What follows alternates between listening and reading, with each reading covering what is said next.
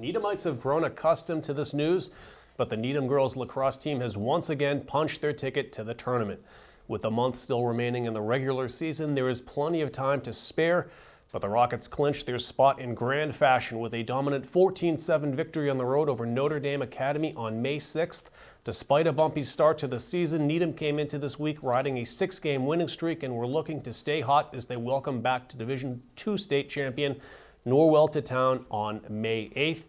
And we pick up the action for you early in the first half. Norwell already on the board and threatening again.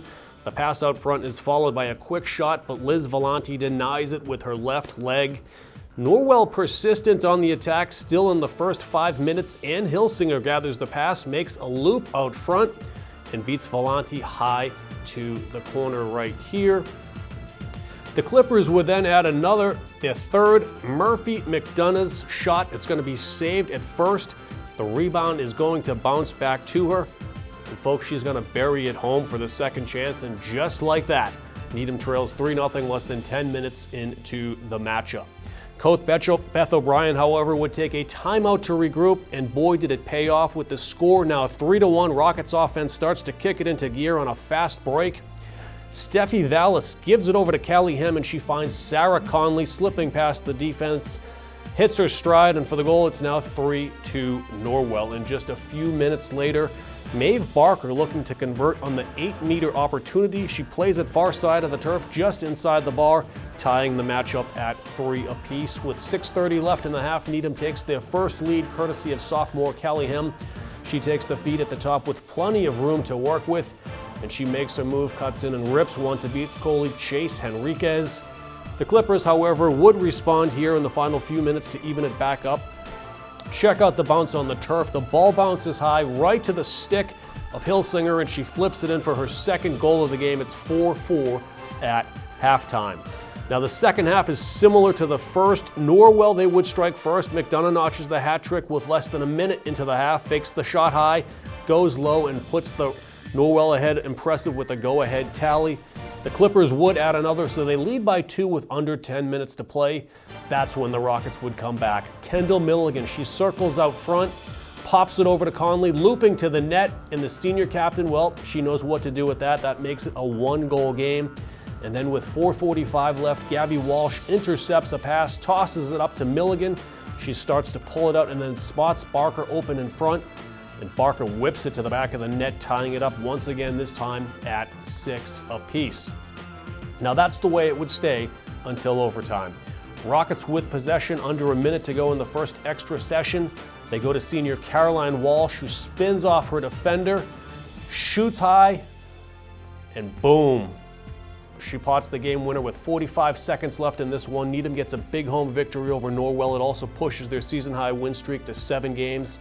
They made it 8 with the win over Dedham on Tuesday.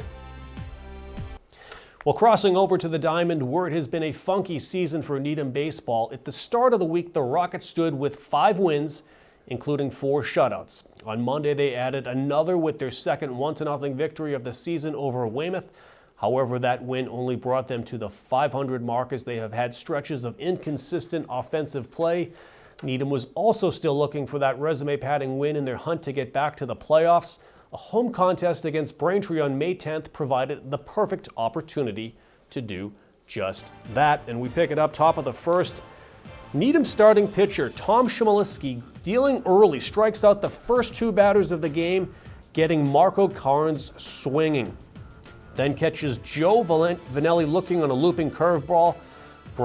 Braintree goes down this one, 1-2-3. To the top of the second we go. Womps with runners on second and third after a wild pitch.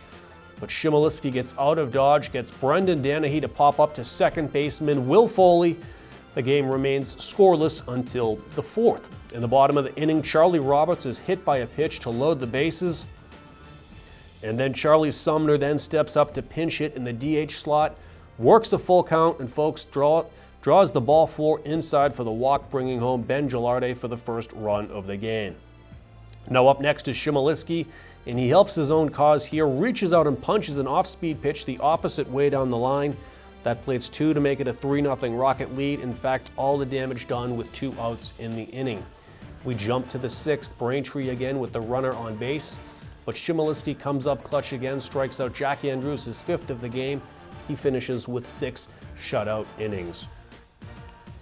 Sumner comes in for the 7th of the save after striking out the first 2 batters he faces. Gets a weak pop-up from Jackson Duffy. Foley makes the catch in shallow right field.